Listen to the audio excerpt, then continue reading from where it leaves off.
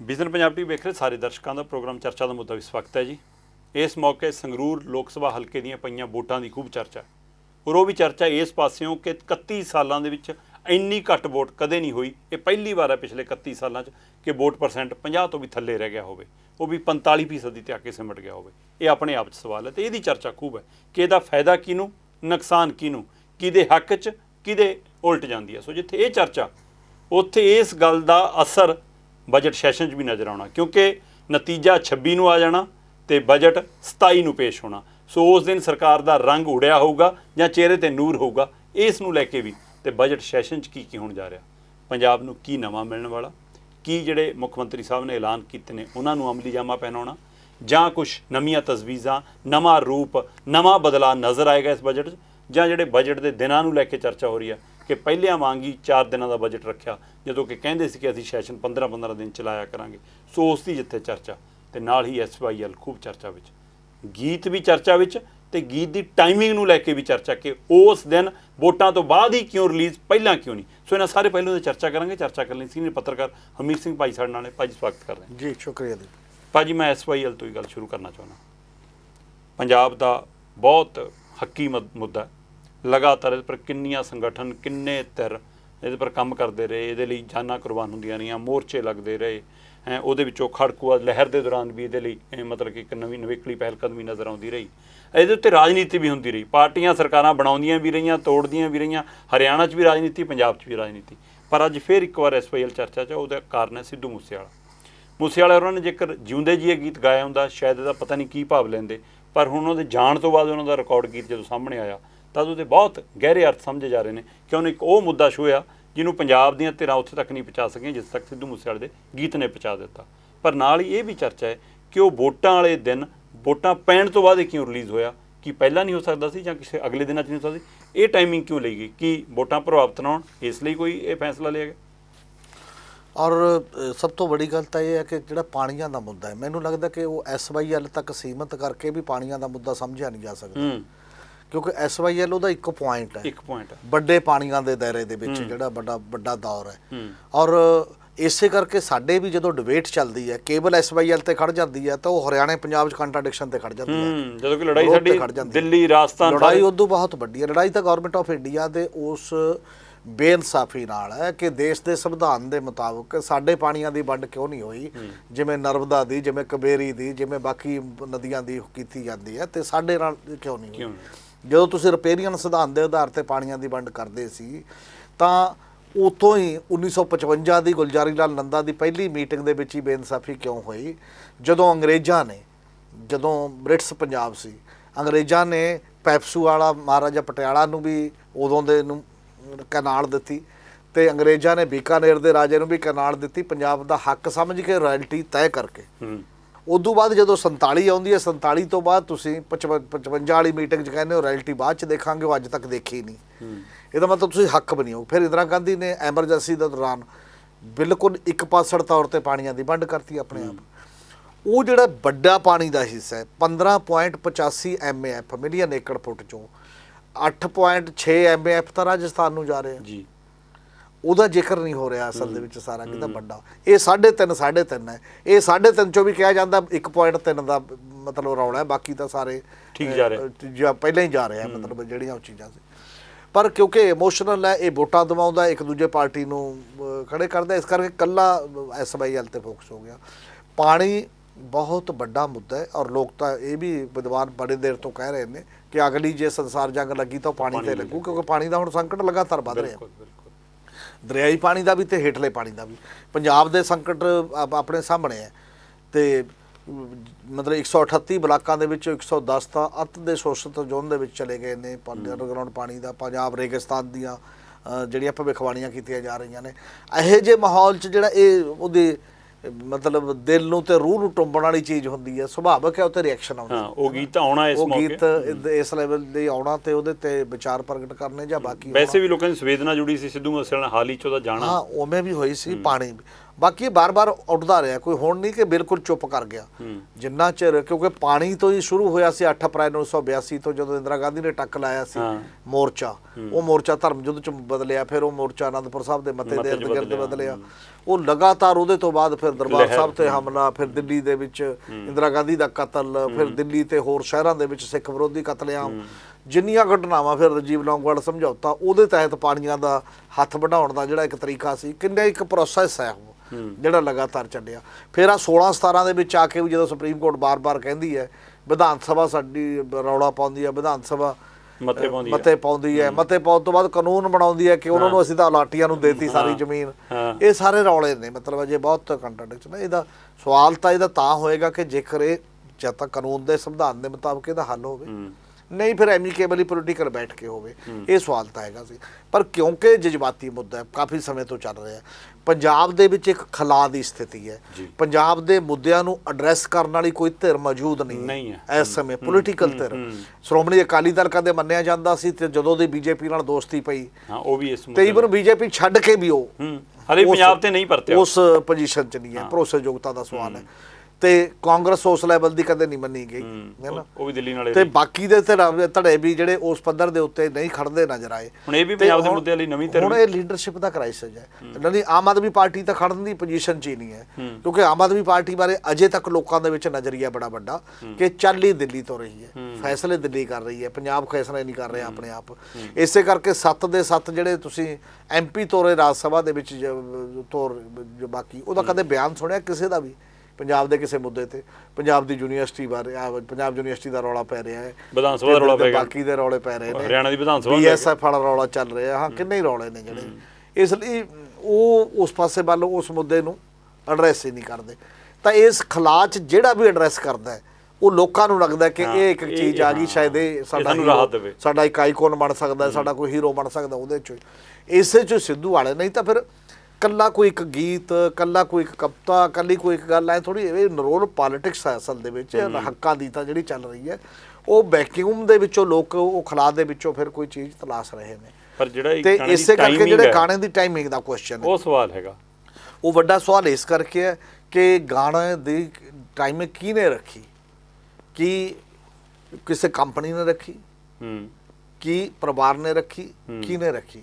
ਔਰ ਉਹਦੇ ਵਿੱਚ ਇਹ ਹੈ ਕਿ ਹੋ ਸਕਦਾ ਇਹ ਕੋਈ ਗੱਲਬਾਤ ਚੱਲਦੀ ਹੋਵੇ, ਜਾਂ ਪਹਿਲਾਂ ਤੋਂ ਇੱਕ ਗੱਲ ਤਾਂ ਬੜੀ ਦੇਰ ਦੀ ਆ ਰਹੀ ਸੀ, ਗਾਣਾ ਆ ਰਿਹਾ SYL ਤੇ ਆਉਣਾ ਹੈ ਨਾ, ਕੋਈ ਨਵੀਂ ਵੀ ਮੈਨੂੰ ਲੱਗਦਾ ਗੱਲ ਨਹੀਂ, ਪਹਿਲਾਂ ਤਾਂ ਰਿਕਾਰਡ ਹੋਇਆ ਤੇ ਵੀਡੀਓਗ੍ਰਾਫੀ ਹੋਈ, ਮਾੜਾ ਮੋਟਾ ਲੀਕ ਵੀ ਹੋ ਗਿਆ ਸੀ, ਥੋੜਾ ਜਿਹਾ 4 ਲਾਈਨਾਂ ਲੀਕ ਵੀ ਹੋਈਆਂ ਸੀ, ਲੀਕ ਵੀ ਜਿਹੜੀਆਂ ਹੋਈਆਂ ਸੀ।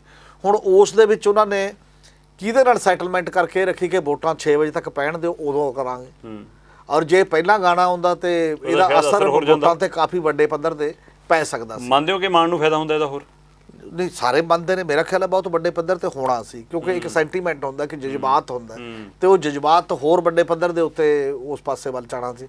ਕਿਉਂਕਿ ਇਸ ਗੱਲ ਦਾ ਸਿੰਬਲ ਜਿਹੜੇ ਉੱਥੇ 5 ਮੇਨ ਧਿਰਾਂ ਲੜ ਰਹੀਆਂ ਸੀ, ਵੈਸੇ ਤਾਂ 16 ਕੈਂਡੀਡੇਟ 16 ਉਮੀਦਵਾਰ ਸੀ, ਪਰ ਉਹ 5 ਦੇ ਵਿੱਚੋਂ ਵੀ ਇੱਕ ਗੱਲ ਜ਼ਰੂਰ ਉੱਥੇ ਬਣ ਗਈ ਸੀ ਸੰਗਰੂਰ ਦੀ ਜਿਮਨੀ ਚੋਣ ਦੇ ਵਿੱਚ, ਗੁਰਮੇਲ ਤੇ ਮਾਨ। ਤੇ ਮਾਨ ਜਿਹੜਾ ਉਹ ਪੰਜਾਬ ਦੇ ਲਈ ਬੜੇ ਲੰਮੇ ਸਮੇਂ ਤੋਂ ਖੜਾ ਹੈ ਜੀ, ਆਪਣੀ ਗੱਲ ਤੇ ਖੜਾ ਹੈ, ਚਾਹੇ ਉਹਦੇ ਮੁੱਦੇ ਖਾਲਿਸਤਾਨ ਤੇ ਬਹੁਤੇ ਸਹਿਮਤ ਹੋਣ, ਚਾਹੇ ਕੋਈ ਸਹਿਮਤ ਹੋਏ ਨਾ, ਉਹ ਕਹਿੰਦੇ ਆਪਣੇ ਸਟੈਂਡ ਤੇ ਹੈ, ਸਟੈਂਡ ਤੇ ਹੈ, ਲਗਾਤਾਰ ਗੱਲ ਕਰ ਰਿਹਾ, ਲਗਾਤਾਰ ਇਸ ਮਾਮਲੇ 'ਚ। ਪਹਿਲਾਂ ਦੀਪ ਸਿੱਧੂ ਦਾ ਕੇਸ ਆਇਆ ਸੀ, ਉਹਨੇ ਮਾਨ ਦੀ ਸਪੋਰਟ ਕੀਤੀ, ਫਿਰ ਮੂਸੇਵਾਲੇ ਨਾਲ ਵੀ ਉਹਦੀ ਜਿਹੜੀ ਲਾਸਟ ਗੱਲਬਾਤ ਹੈ ਕਿ ਤੂੰ ਕਦੋਂ ਆਏਗਾ ਬਾਪੂ, ਮੈਂ ਆਊਂਗਾ, ਮੈਨੂੰ ਇਹ ਹੈ, ਉਹ ਸਾਰੀਆਂ ਚੀਜ਼ਾਂ ਦਾ ਜਿਹੜਾ ਇੱਕ ਰੋਲ ਹੈ, ਇੱਕ ਸੈਂਟੀਮੈਂਟ, ਉਹਨੂੰ ਫਾਇਦਾ ਹੋਣਾ ਸੀ ਜੇਕਰ ਪਹਿਲਾਂ ਆਉਂਦਾ।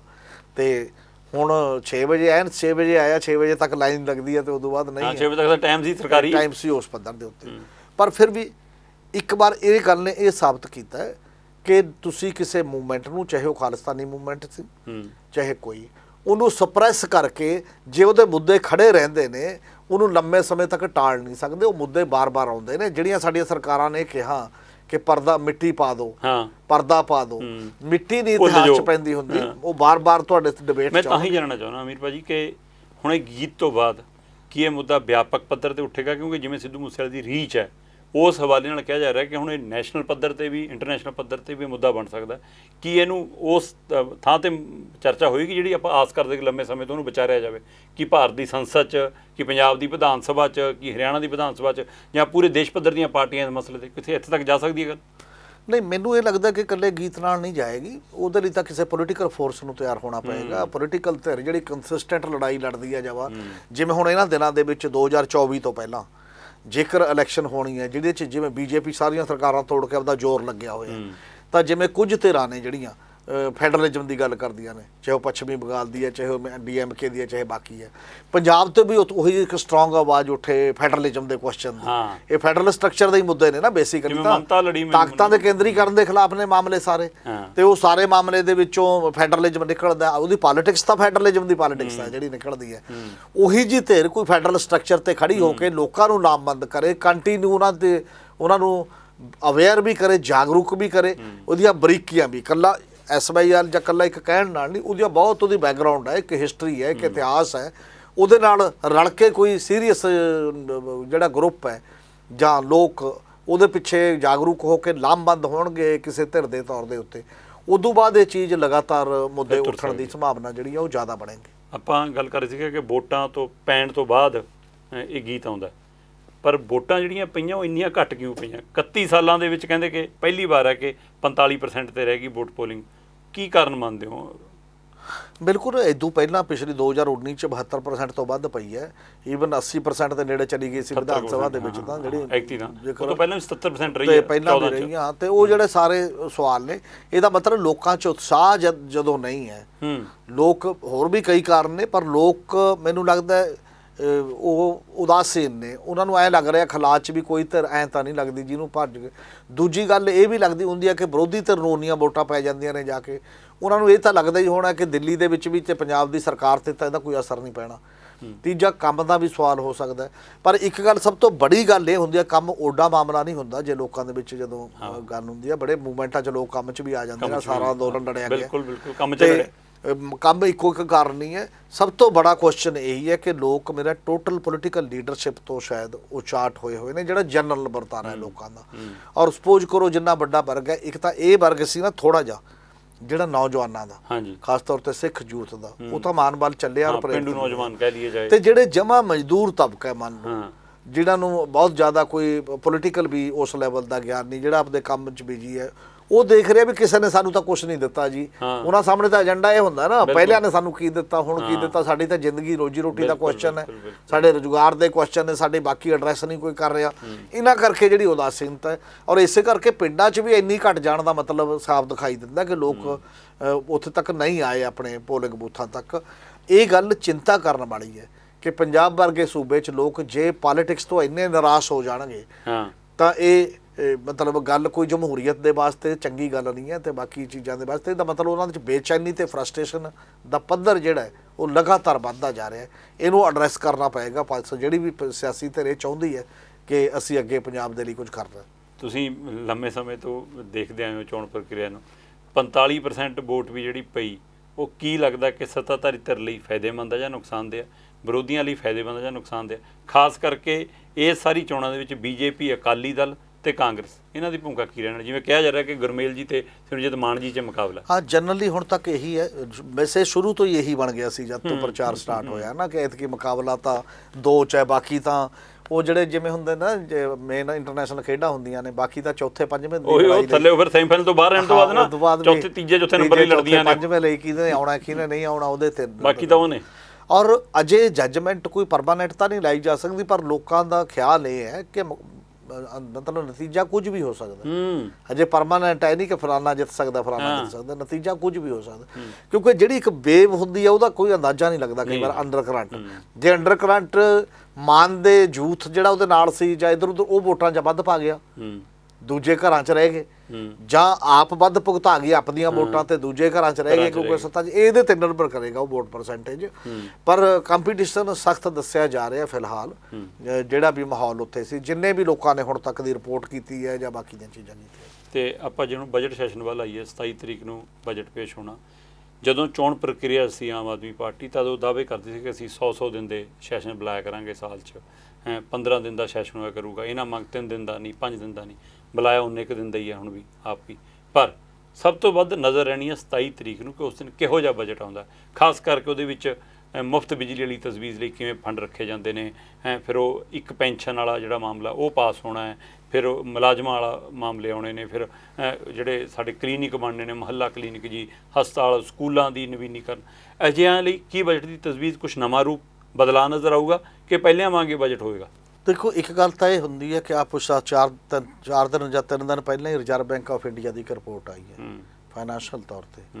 ਉਹ ਕਹਿੰਦਾ ਪੰਜਾਬ, ਕੇਰਲਾ, ਪੱਛਮੀ ਬੰਗਾਲ, ਰਾਜਸਥਾਨ ਤੇ ਬਿਹਾਰ ਬਹੁਤ ਖਤਰਨਾਕ, ਇਹ ਖਤਰਨਾਕ ਮਾਹੌਲ ਦੇ ਵਿੱਚ ਨੇ ਤੇ ਪੰਜਾਬ ਉਹਦੇ ਚ ਸਭ ਤੋਂ ਉੱਪਰ ਹੈ।